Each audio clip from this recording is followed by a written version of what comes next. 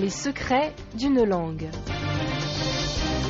Chercher l'Eldorado, expression bien connue pour dire essayer de trouver un pays d'abondance et de délices, un lieu où rien ne manque, tant les richesses que les plaisirs, sorte de paradis sur terre, où tout ne serait, comme le dit le poète, que luxe, calme et volupté. Mais l'origine du mot est plus compliquée qu'on pourrait le penser au départ, comme l'explique fort bien Sylvie Veil dans ses Trésors des expressions françaises. Eldorado est un mot espagnol, inventé au XVIe siècle, et qui veut dire le pays de l'or, une contrée fabuleuse de l'Amérique que les Espagnols situaient entre le fleuve Orénoque et l'Amazone et qu'ils croyaient regorger de cette richesse. De retour de Guyane, l'explorateur Martinez affirma même avoir vu de ses propres yeux le prince d'Eldorado se faire recouvrir chaque matin d'une gomme puis saupoudrer d'or de la tête aux pieds.